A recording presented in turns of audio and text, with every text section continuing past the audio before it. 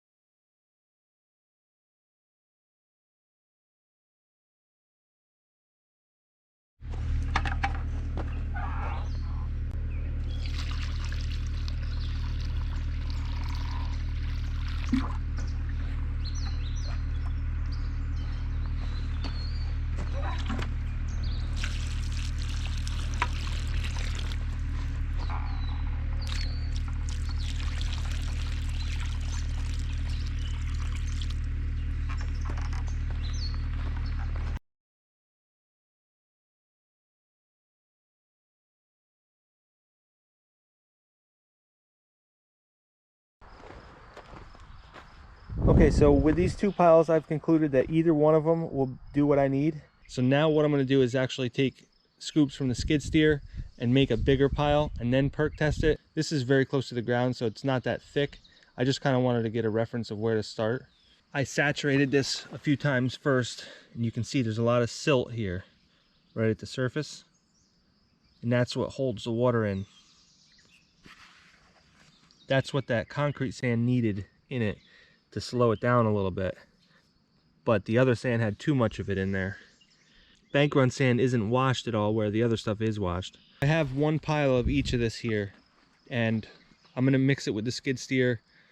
Let's try to do like 3 buckets and 3 buckets, and I'll make a mound and we'll test it again. We'll make sure it's what I want, and then I'll go ahead and order some, and I'll just have them truck it in. It's not worth me bringing my truck, especially because that stuff is across the river.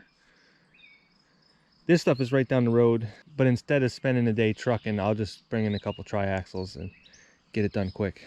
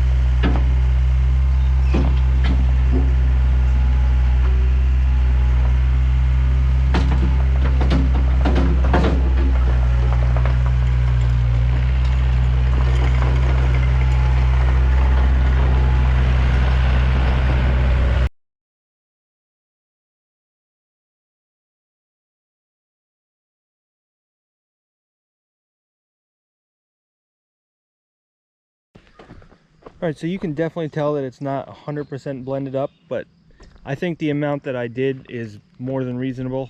Given the fact that this needs to be magnified on a much bigger level, it would take a long time to mix it if I did it any longer than I just did. But I think this will be fine. As long as it perks right, then I think it should be fine. Because if you were to do a conventional system that's a trench dug in the existing soil, your existing soil is not going to be near this consistent either. So now that I have almost 2 feet of this, let's make another hole in it and I'll perk test that.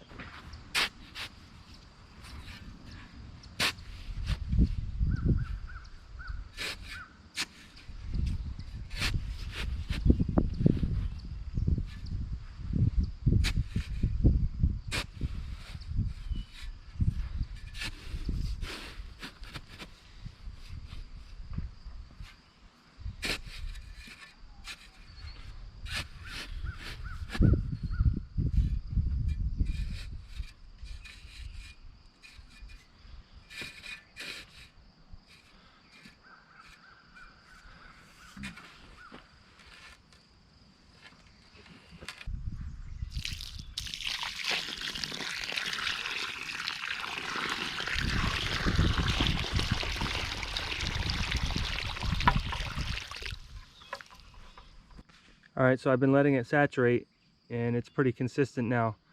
So now I'm gonna fill the water up to the top of that stick, and then we're gonna test how long it takes to go down 1 inch from there.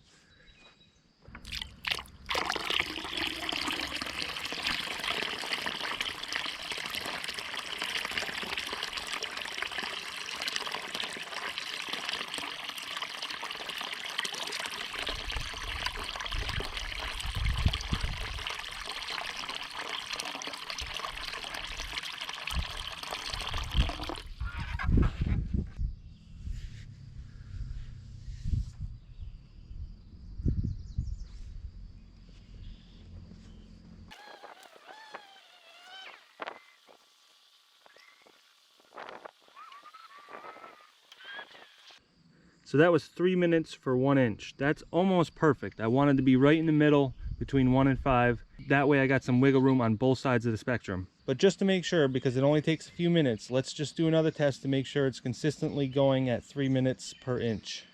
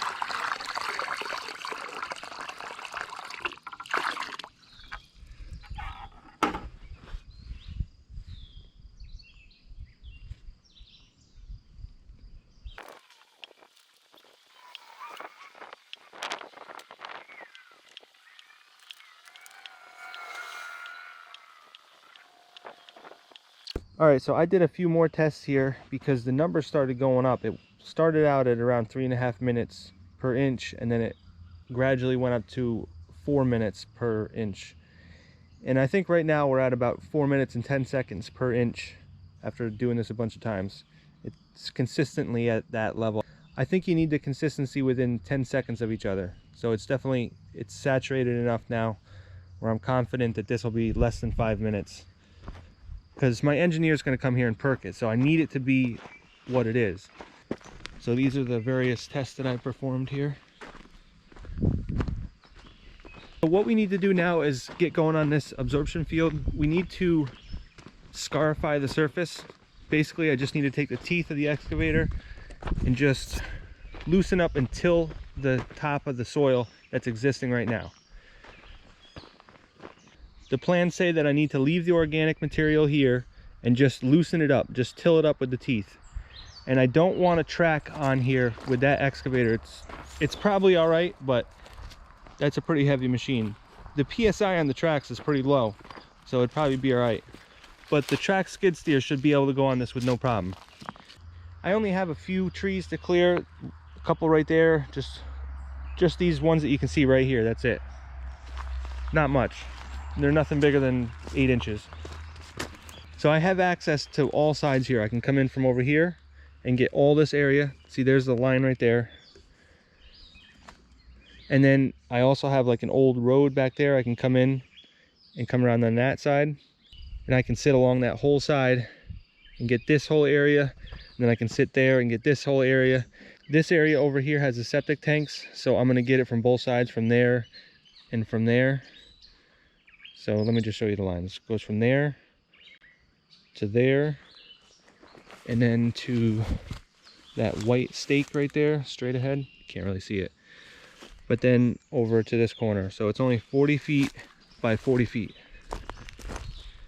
And I measured, and you don't have to do this, but I measured off the risers to make sure that it's parallel. So that it's not like cocked to the side from the tanks. Doesn't really matter, it just looks better. This whole absorption field here naturally has a little spot in the center, which is perfect because it's like mounded up in the center. So the natural grade already drains to all directions. The only place that's a little bit higher is over that way. It goes for a while and then it goes up. But we can put a swale in there afterwards. That's my first corner there. And then right over there is my second corner. So where we are is almost halfway. So I'm going to clear this first.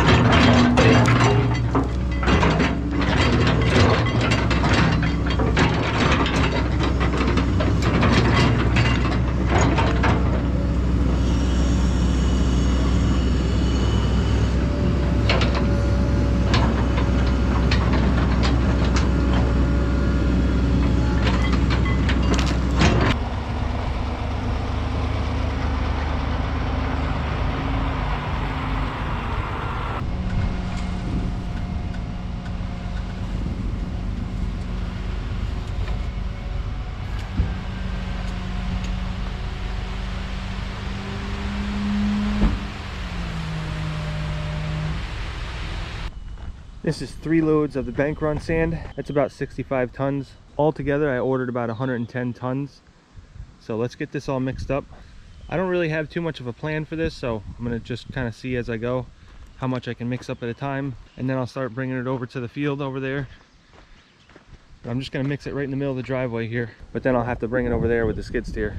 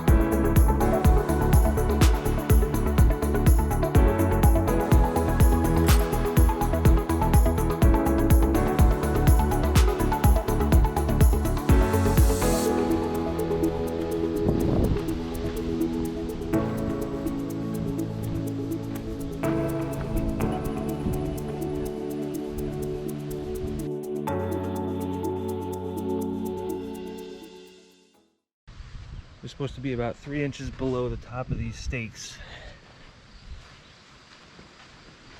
And remember, that's just the basal area. That's just 20 by 20. And then I tapered it off from there.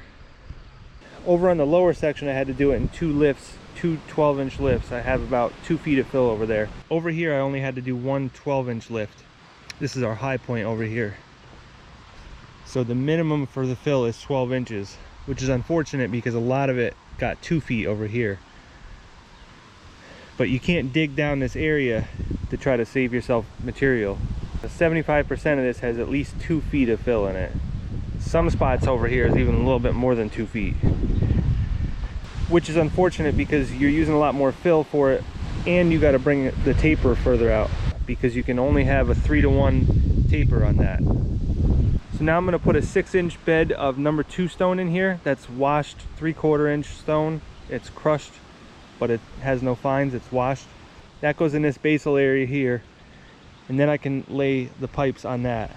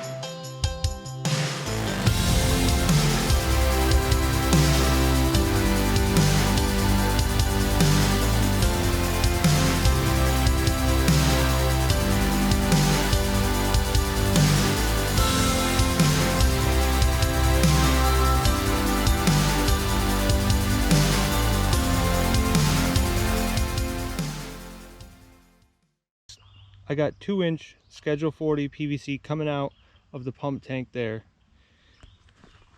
And I just got some 45s on it, bringing it over into the D box. So in the plans, here's the pump pit and the septic tank. And then the force main is supposed to stay 4 feet under cover so it doesn't get frozen here. And then it needs to come up to the D box, and it needs to have continuous drop from there back into the pump pit. There's going to be a hole in the pipe here, so when it pumps into the D box and then it stops, then it drains back into the pit. And that's basically so no water sits right here, because it can get frozen anywhere from the D box and around the D box. It can get frozen. The frost level is 4 feet here, so it doesn't usually get more than 3 feet, but still some of that can get frozen.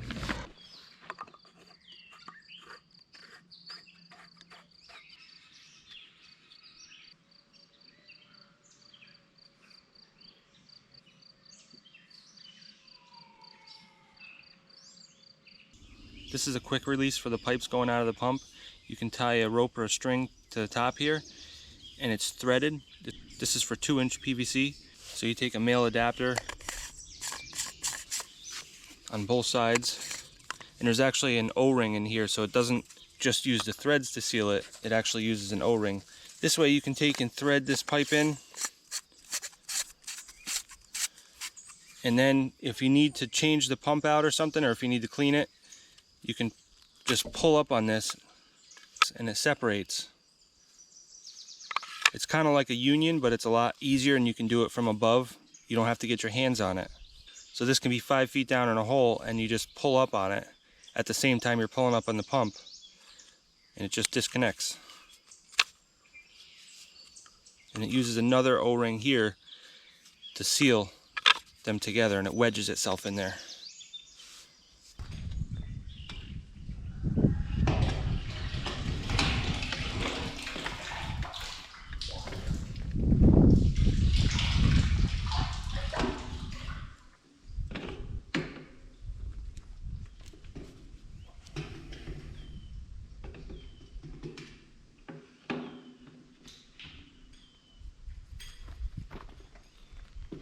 Mostly you're just pulling up on the pipe rope, and then you just put a little tension on the other one there to pull it up.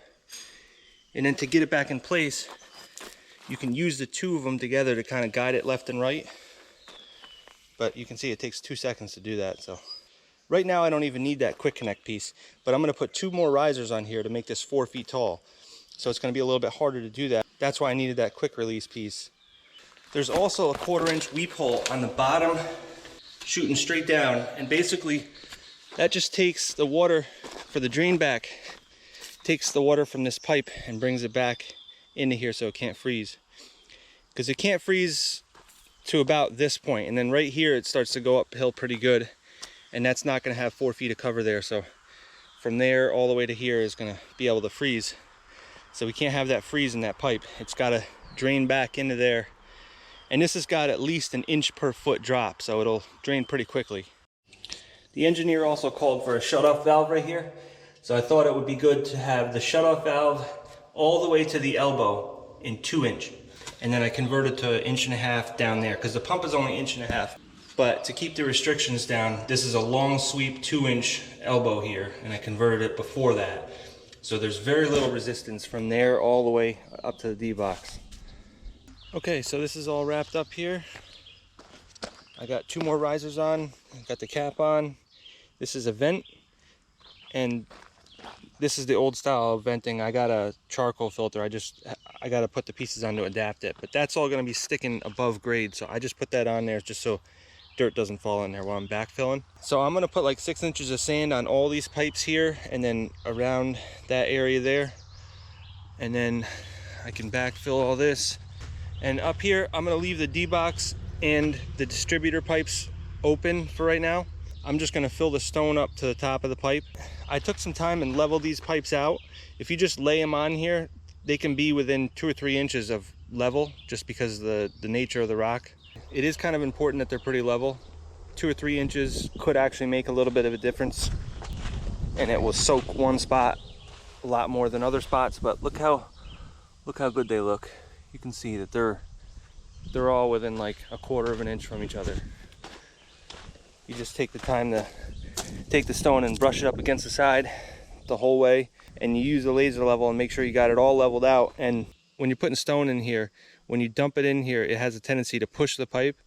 So that little bit that we brushed up against the side will help it so that they don't move while you do that. The level of this area needs to come up. It's going to come up about 18 inches in most places here.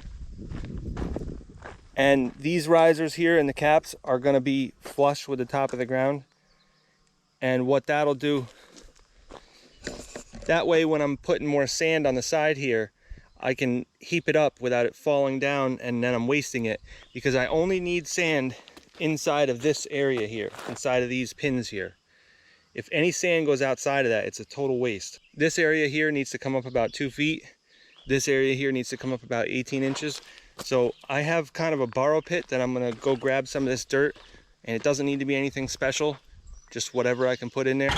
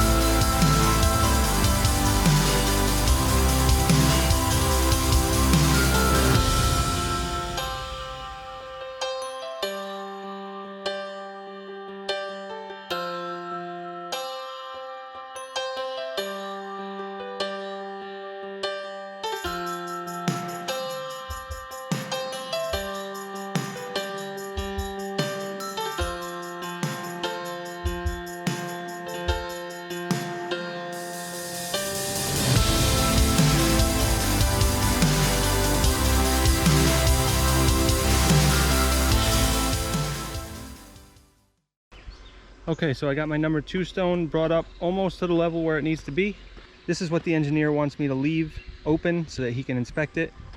So the next thing I need to get done here is my tapers. My taper has to have that same 1 to 5 minute rate that I used for the mound. And basically I have to taper from the top of the stone bed, which is actually 2 inches higher than this, down until the line's there. The bed is 20 by 20, so I have a 10-foot taper all the way around. So with a 3-to-1 ratio for the taper, I can't be more than 3.3 feet, which is like 3 feet and 4 inches. That's the maximum height I can have from the top of the taper to that line.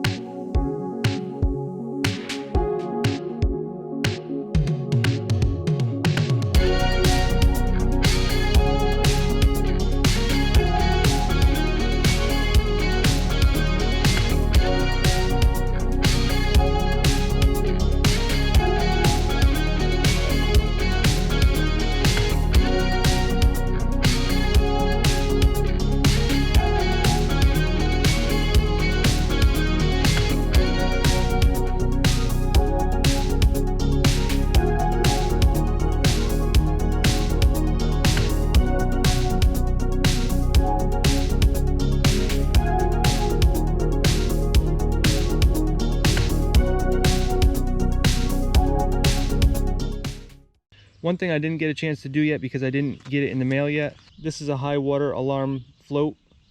I need to install that on the force main in there. But luckily this is really easy to get into.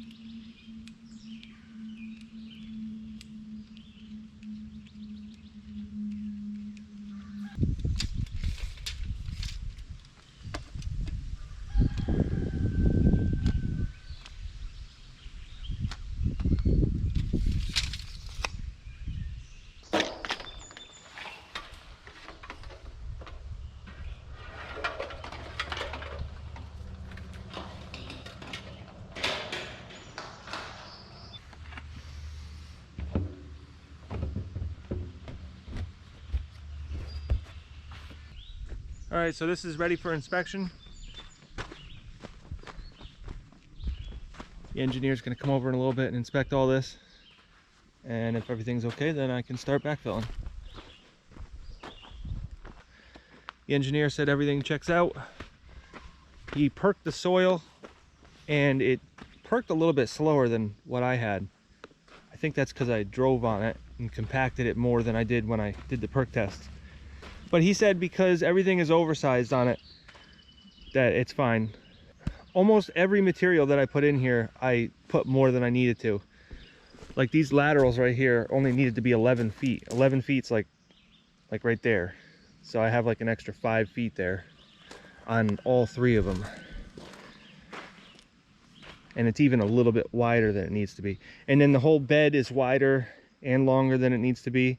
And on top of that, the entire area with the taper is quite a bit bigger than it should be. So this is all ready to be backfilled. So I'm gonna put 2 inches more of stone on top of just the bed area there. And then I can put the filter fabric on and then I can backfill.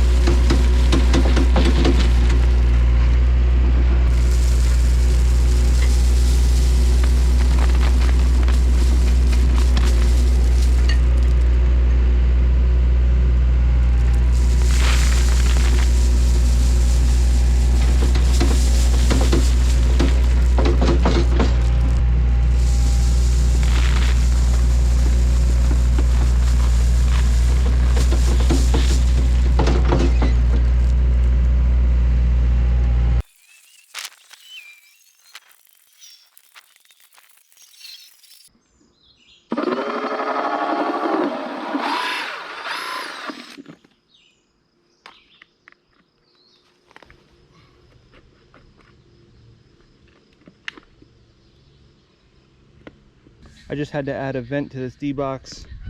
And also, let me just show you the speed levelers in here. These right here, you just turn until everything's pouring out equally. So you basically put water in here until each one of them starts pouring water into the line equally. That way you know you have an even distribution. I put a vent in here. I went through the side, that way I don't have to core drill the top. I also went through the side with that vent over there too, and that's perfectly fine to do that.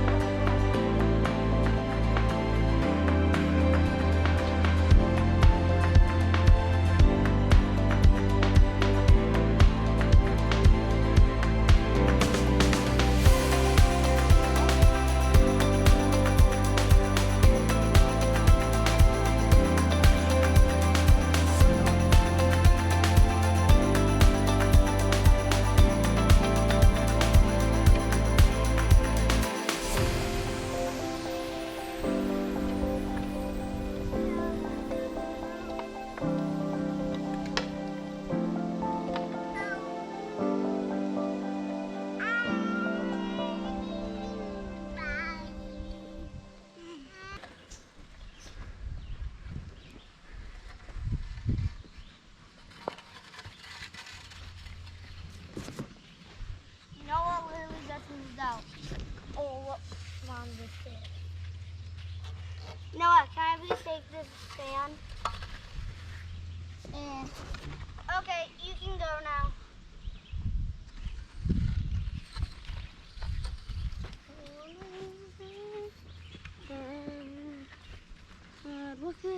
There you go.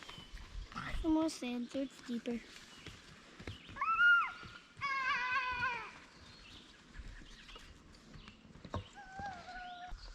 Alright, so this is all raked out. I'm ready to put some seed and hay on here. Overall, this is a pretty complicated system. It took a while to get all the steps together, but it was necessary for this property just because of the characteristics of the dirt here. It's pretty important to grow some grass on here because that'll hold it all together so it doesn't wash out. It helps it so it doesn't erode. So this is all set up for a 2-bedroom house, but I did set it up so that it's easy to expand in the future if I wanted to go 3 or 4 bedrooms. I got a 7-port D-box. That way I can just come out of the D-box and continue on with another field, and then I can upgrade if I need to. I also put a 1250-gallon tank in here just in case too. That's good for up to 4 bedrooms in New York State. So everything's all set up to go in the future. If I want to expand, all I have to do is do that mound again, or half of it if I want to just go 3 bedrooms. But overall, the engineer set this up so that I could keep the footprint of this system really small, which it is. 40 by 40 is a really small system. That's why we went with the 1 to 5 minute perk sand in here. That's the fastest you can get, and so it allows the field to be the smallest that it can. Because I have room here for a bigger system, but I'd have to take down a bunch of trees, and I don't have a lot of trees on this property, so I don't want to just go knocking down a whole bunch of trees. Eventually I'm going to build a big garage just back that way, and I'll hook that into here so I can have a bathroom in there. This is a charcoal vent, so when you get this, you fill this all up with charcoal, and what it does is when it vents the gases out, it doesn't smell at all. So nothing's going to smell here. That one doesn't need it because it's not really getting sewer gases. That's just getting liquids. I got kind of lucky because I was able to save this apple tree here, as well as that pear tree, and there's another pear tree behind it. So that was nice because those were all right on the brink of having to take out. So I'm glad we didn't have to take those out. There's a lot of fruit trees around here. I think somebody actually planted them a while ago. I still got to do some landscaping around here. I'm going to put a road going right down through here because I got 2 stone walls over there, and the other stone wall is the property line. So there's an old logging road in between those two. There's probably like 25 feet in between those 2 stone walls. So I'm going to make a road back there, and this will connect it. And actually that goes out to the main road. So eventually I might actually make that my main driveway. But this whole spot right here is going to become a road. So I'll put some fabric there and put some crusher on and stuff like that. So let's talk about cost for a minute. This mound right here with all the sand that I put in it, I spent about $4,500 on that. And then I got a bunch of loads of number 2 stone. So I'm going to say $5 grand in materials just for this mound. And then for the rest of the septic system, between the pipes, the tanks, all the miscellaneous fittings, $3,500 in that. So if I took my time and calculated it for this system, if I was to do this for a customer, it would probably be a little over 20 grand. So getting this done signifies the next step, which is going to be starting on the rest of building the house. So we'll start back on that house pretty soon here. So I'll see you guys on some of those videos.